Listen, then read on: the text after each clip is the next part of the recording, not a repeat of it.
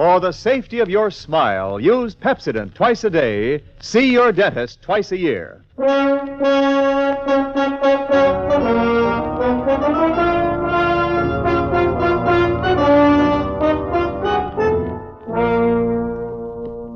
Lever Brothers Company presents the Pepsodent program, The Adventures of Philip Marlowe, starring Van Heflin.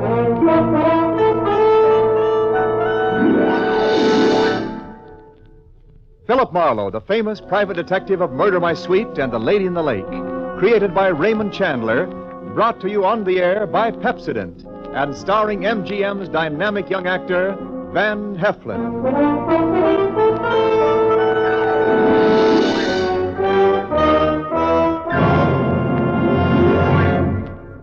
Now, families all over America have named their favorite toothpaste, New Pepsodent with Irium. New, fresh-tasting Pepsodent with a new, cool, minty flavor. It's preferred 3-to-1 over any other toothpaste. It's true. With families all over America, New Pepsodent is a favorite 3-to-1. Families from coast to coast recently compared New Pepsodent with the toothpaste they were using at home. They preferred New Pepsodent by an overwhelming average of 3-to-1 over any other brand they tried.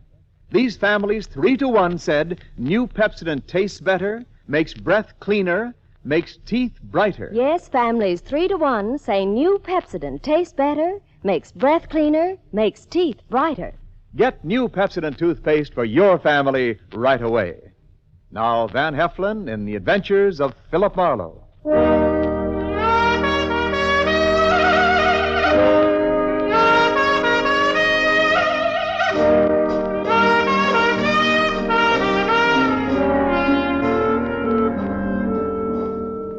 Hollywood after midnight is like any other city after midnight. Night moves in and the city becomes hushed and stealthy. The nightclubs close up one by one, but now and then the police whistle and the prowl car sirens serenade the sleeper. If you've got any cop in you at all, you get on edge and you have to get dressed and go out and walk it off to relax.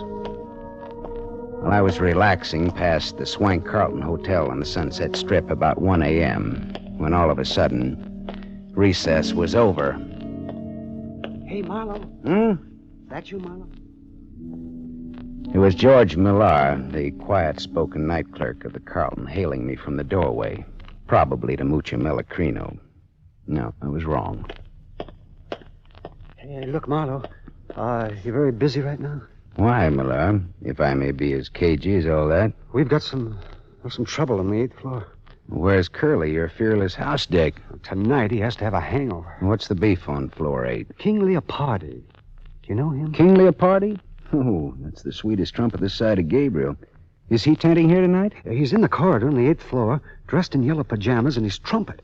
There's a girl with him, and they're putting on a jam session. Well, suppose the king rejects my diplomatic notes. Well, get rough, but only if you have to. Okay, thanks. But a guy with such an ear for music ought to listen to reason. All right, I'll be down 5 minutes, Millar.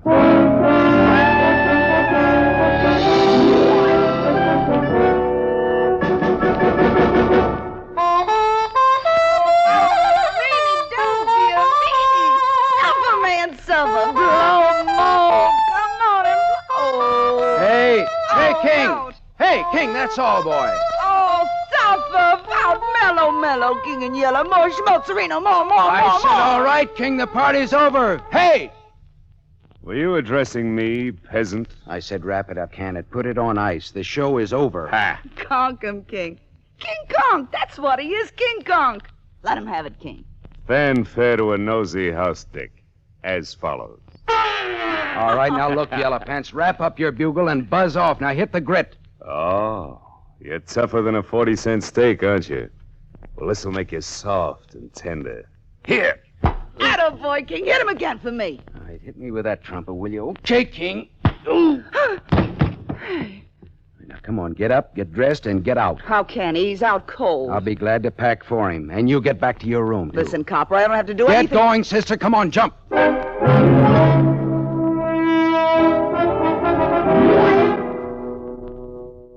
The door to room 815 was ajar. I went in and began tossing a lot of that yellow silk that the king liked so well into his suitcases. Something at the small desk stopped me. Tucked under the corner of the desk blotter was a note. It was assembled from words and letters cut out of newspapers and pasted on a telegraph blank. It said, 10 grand by Thursday night, Leopardi, or else. Her brother. I slipped the note in my pocket and went out in the corridor just as the king staggered past me into his room. I could get an infection from the dirty look he gave me as he slammed the door after him. The door 2 suites away opened a crack and then shut again very quickly. I went over and knocked. Beat it, copper! I want to talk to you. I don't want to hear from you. Okay, here I come, sister. Ready or not? I'll blow you down, so help me, I'll let you have it. Lay that pistol down, babe. Come on, Get out come before on. you pick up weight you didn't count on. And what would the little girl be doing with a 25 automatic, I wonder? A girl needs protection with insects like you around. Look, what's your name? Little Bo Peep. Okay, but what does little boy Blue with a horn mean to you? I admire his work. Do you know King Leopardi? No. Well, what are you doing in a place like this? I can tell you can't afford it. What's your angle? I won a soap contest. All right, baby. You want it that way? What are you going to do? I'm going to make a phone call. It won't cost you a nickel. Hello, desk. Millar? Miss Marlowe. I'm calling for the lady in room 811. She's checking out.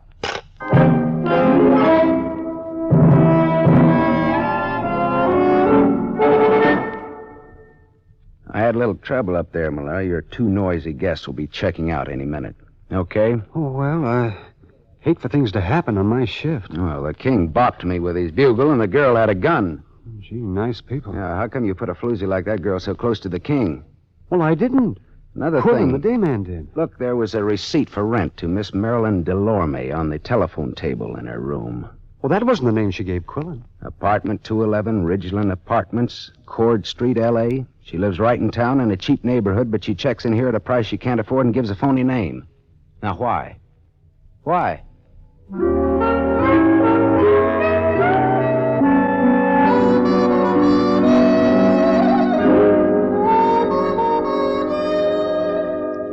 Cord Street, where Marilyn Delorme lived, was Old Town, Arty Town, Crook Town.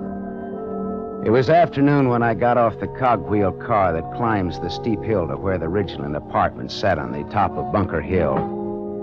I went up dim, dusty stairs to apartment 211, and I tapped on the door. There was no answer, so I tried the door. It was unlocked. The room inside was dim with stagnant gloom. Marilyn Delorme was in. I didn't talk to her, though. I didn't think she'd want to make much conversation with those blue bruises about her throat where she'd been strangled. I got out of there fast, wiping off doorknobs like Uriah Heep polishing apples for his boss.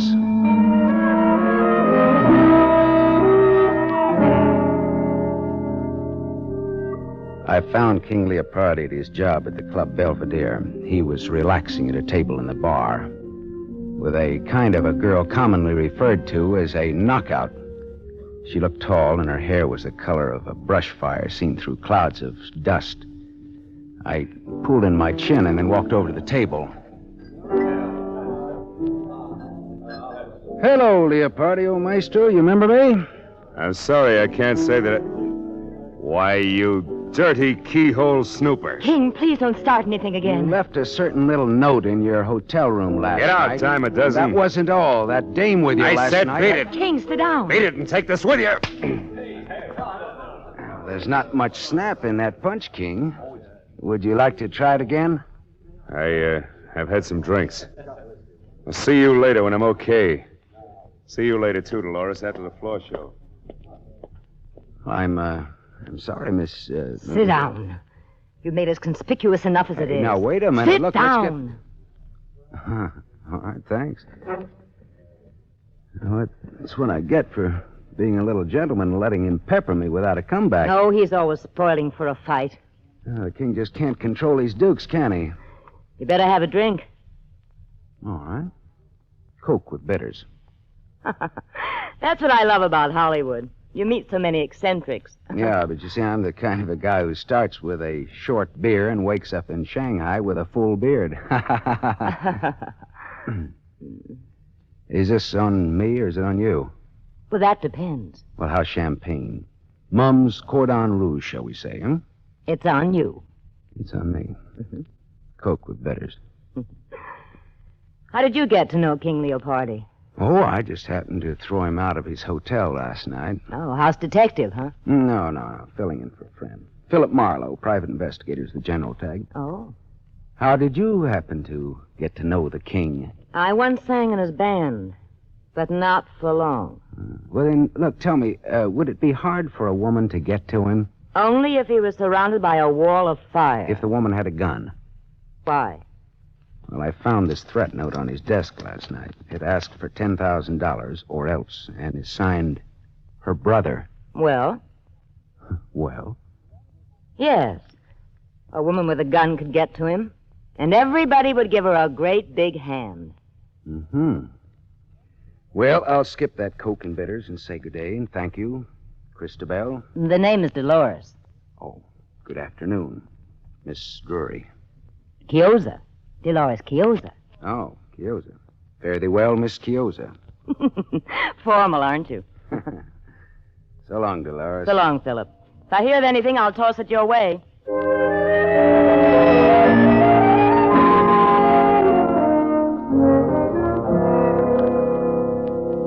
The evening papers carried a squib about Marilyn Delorme found strangled in her Cord Street apartment. That was all, dead end.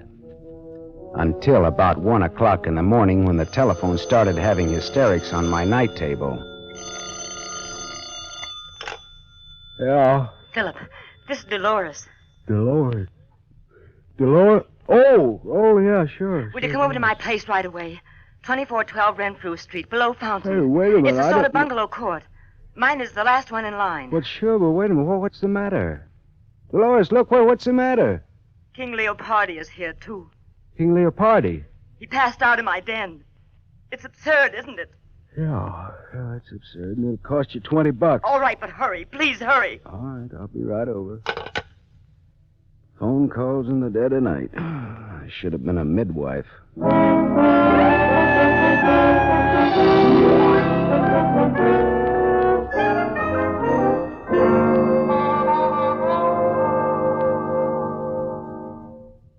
Oh, come in, Philip. I'm sorry I woke you at this hour. That's okay. I always get up around this time anyhow to take my bitters and answer phone calls. Where is he? May I have a cigarette? Sure. Thanks. Right.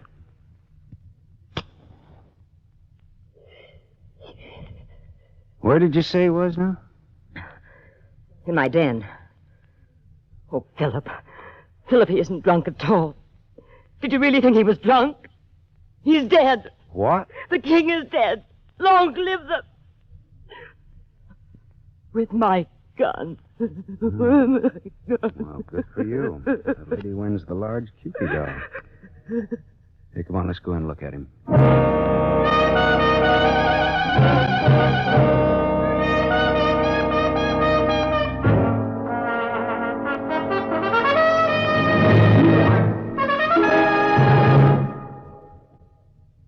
You are listening to The Adventures of Philip Marlowe, starring Van Heflin. Yes, families all over America have named their favorite toothpaste. New Pepsodent with invigorating Irium foam. New fresh-tasting Pepsodent with a new, cool, minty flavor. It's preferred 3-to-1 over any other toothpaste. It's true. Families all over America say new Pepsodent is their favorite 3-to-1. The Paul A. Thompson family, Summer Street, Stamford, Connecticut, preferred new Pepsodent on every single count. The Thompsons say new Pepsodent tastes best of all, makes breath cleaner, makes teeth brighter. On all these counts, by an overwhelming average of 3-to-1, families prefer new Pepsodent over any other toothpaste they tried. It's a fact. Families 3-to-1 say new Pepsodent tastes better, makes breath cleaner, and makes teeth brighter. Remember, this is not just our opinion. It's the honest conviction of the Thompsons and other families who compared new Pepsodent with the toothpaste they were using at home. Get new Pepsodent, the only toothpaste containing irium. Get it for your family without delay.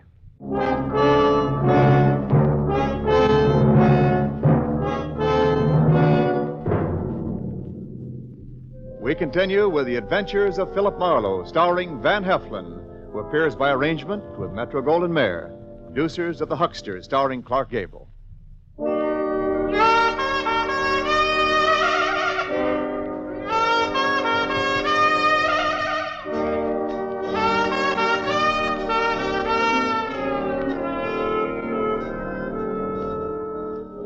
Dolores showed me to the den in the back of the house.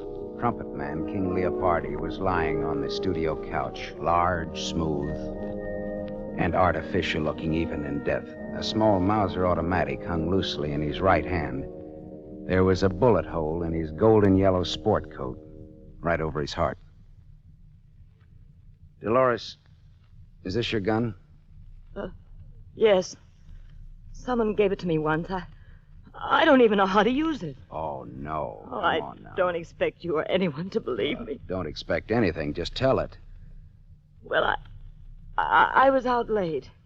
I sing at KFQC on a late 15-minute program. Agatha and I got home about 11:30. Who's Agatha, the cat? My maid.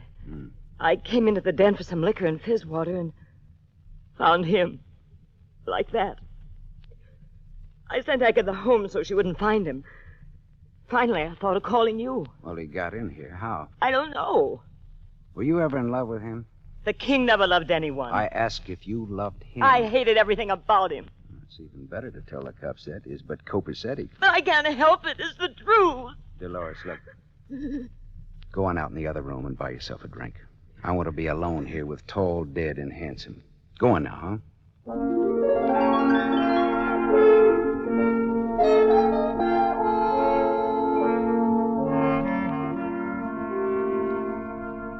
After Dolores had taken her white face out of that room, I could work better. I went through the king's pocket and found his key ring. One key fit very nicely in the lock of the back door. I went to the living room where Dolores was huddled against the arm of the Davenport trying to become a part of the pattern. Dolores, how long has Agatha been with you? 2 years. Did you ever steal anything from you? Small things, that's all. Pair of nylons now and then. I didn't mind. Why? Well, she sold a key to somebody. A key to this apartment. Oh, what's the difference, Philip? We're wasting time. I'm done for as a nice person. They'll think it was a lover's quarrel and I shot him. Or that he shot himself over me. Well, you don't die from the latter, though. Your reputation does. And I care about what people think of me. Yeah. Well, that's what makes me for you again, lady. Thanks, Philip. Now, look, suppose you give me a description of Agatha and tell me where she lives. I want to talk to her. Tonight.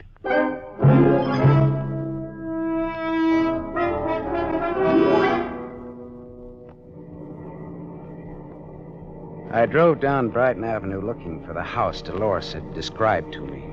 All at once, I slammed on my brakes.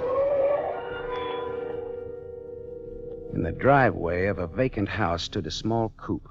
Dolores had described Agatha's car, and that was it. And Agatha did not live in an empty house. I got out and walked up the gravel driveway and looked into the car. And then I got back in my own car and drove until I found an all-night drugstore. I phoned Detective Lieutenant Ibarra. Hello, Ibarra. Write this down. Brighton Avenue, 3200 block, west side, driveway of empty house. Car parked with dead woman in it. When alive, answered to the name of Agatha. Strangled.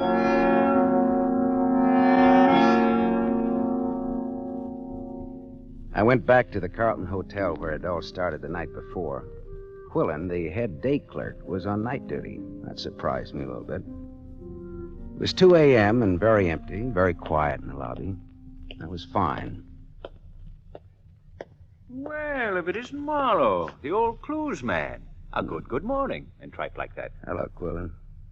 Look, how come you're on duty? Millar went on vacation this AM. His brother has a cabin at Crestline on the Arrowhead Road. Oh, I didn't even know he had a brother. Now you know. Quillen, look, how come an old hotel man like you registers floozies like that Marilyn Delorme on the same floor with people like King Leopardi? What? You heard me, mine host. I didn't register the girl or Leopardi. Millar did. What? You heard me. Well, why was the room between their rooms empty last night in times like these? Well, Millar had it marked on change. Plumbing out of whack or something. Why? Oh. Well, here's why. A lad with a pass key could have gone into that room and then unlocked the two connecting doors.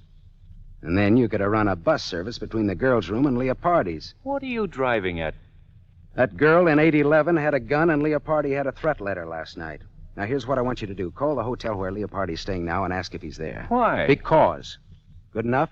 Best reason in the world. Wife always uses it. Wait here.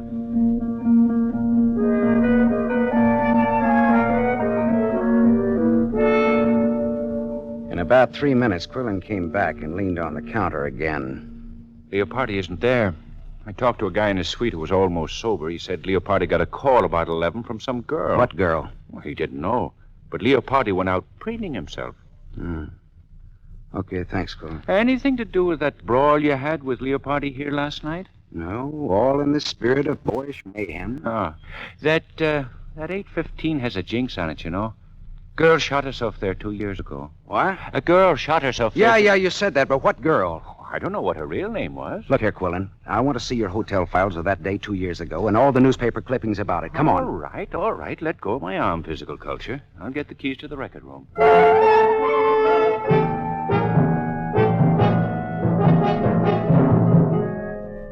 I read the hotel files of that day 2 years ago, and I read the newspaper clippings of that suicide in 815. Then I asked Quillen just where George Millar's brother had his cabin in the mountains.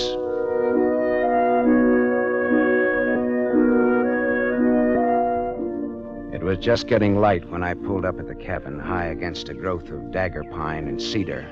Smoke was curling from the chimney. Someone was awake. George Millar himself opened the door. Well, Marlowe! Well, gee, it's good to see you. How'd you ever find us up here? How about some bacon and eggs? The answer in my brief Marlowe morning manner is yes. Oh, that's swell. I'll wake up my brother and we'll all eat together, huh? You don't have to wake me up. I'm up. Oh, hello, Gaff. Who's your friend, George? Gaff, this is Philip Marlowe. You've heard me talk of him. How are you, Marlowe? Gaff Tally. That the name? Yeah, my brother. That's his fighting name. He used to be a heavyweight boxer. Fighter. Boxers dance. Fighters fight. Let's get coffee started, huh? Marlowe's hungry. Yeah, say, I've had a busy night. King Leopardi's been bumped off. Bumped off? Lowbrow for killed. Vernacular for murder. The king is dead, though. Where? How? In a girl's apartment. Nice girl, too. The old suicide gag. But it could ruin the girl. Oh, gee, that's lousy. Yeah, but it won't work. It was murder. What makes you think it was murder? Well, Gaff, the way I cased the job, the kill was supposed to have been pulled in his room 815 at the Carlton Hotel night before last. Is that a fact now? Yeah. I spoiled it by giving the king the merry heave-ho before the girl in 811 could get to him. Didn't I, George? I guess you did, Marlowe. Yeah. Of course, it would have been poetic justice if King Leopardi had been killed in the same room where a girl committed suicide 2 years ago, registered as Mary Smith. Usual name, Eve Tally. Did you hear that, Gaff Tally? Eve Tally. I heard it, Marlowe. So we had a sister named Eve, shot herself in 815 at the Carlton. So what?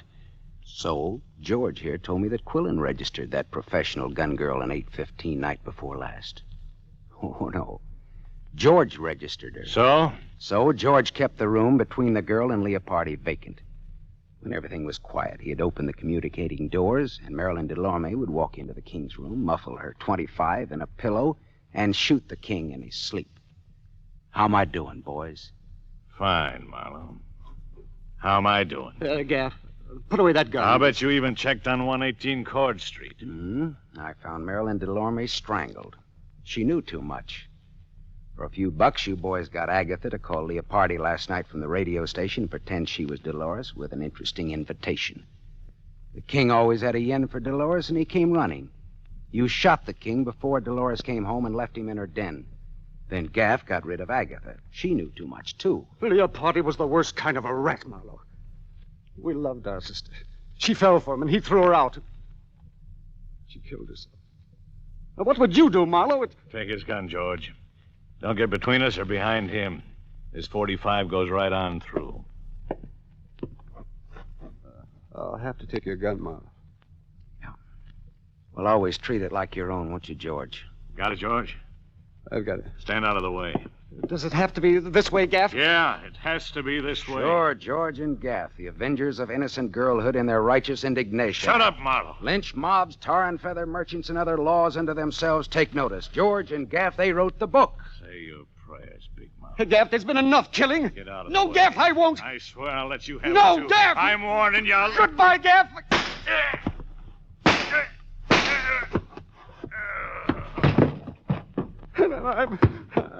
I'm sorry, Gaff.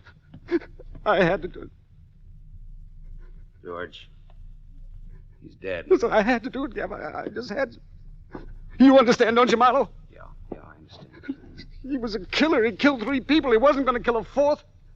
I wanted to finish Leopardo out in the open and take what came, but Gaff tried to do it cute.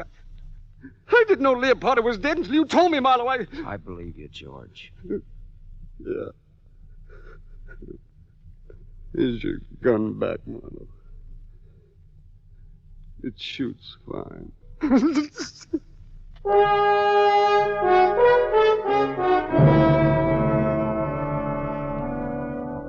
I put in a big pitch for George at headquarters. After all, he hadn't killed anybody except Gaff, and that was in self-defense and in defense of an unofficial copper named Marlowe. He won't get off scot-free, but he won't inhale cyanide either at the taxpayer's expense. After I talked to Ibarra at headquarters, I telephoned Dolores Quiosa. I didn't give her the sordid details, but just told her not to worry, that she was in the clear. Philip. Oh, thank you, Philip. I'm so relieved.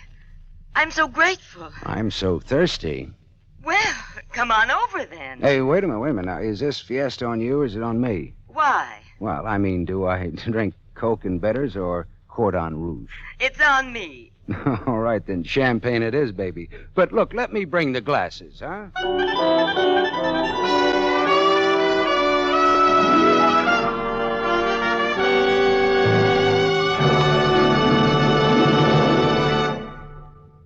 You have just heard Van Heflin, starring in the new mystery series, Raymond Chandler's The Adventures of Philip Marlowe, brought to you by the Lever Brothers Company, makers of Pepsodent. Van Heflin will return in just a moment. Men, here's an important announcement. News about a sensational hair tonic discovery. It's Trim Hair Tonic, made by Pepsodent. For the first time, science has created a hair tonic with pure virgin olive oil. There's no finer hair and scalp conditioner. Yes, because it contains pure virgin olive oil, Trim Hair Tonic conditions your scalp as it grooms your hair. Get new Trim Hair Tonic during the big 1-cent introductory sale at toilet goods counters now. 2 60-cent bottles, $1.20 value, only 61 cents. Ask for Trim Hair Tonic with olive oil.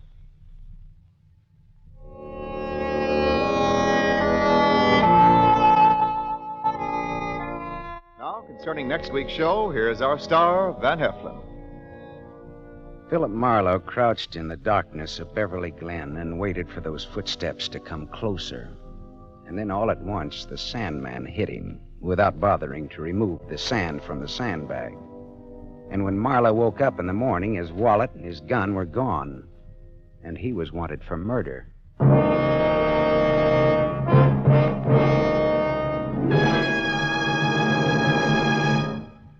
Tonight's story was adapted by Milton Geiger from The King in Yellow by Raymond Chandler, creator of Philip Marlowe, the screen's most famous private detective.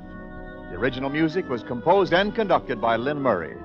This is Wendell Niles inviting you to listen again next week at the same time to another exciting mystery on the adventures of Philip Marlowe, starring Van Heflin with a distinguished cast. This is NBC, the National Broadcasting Company.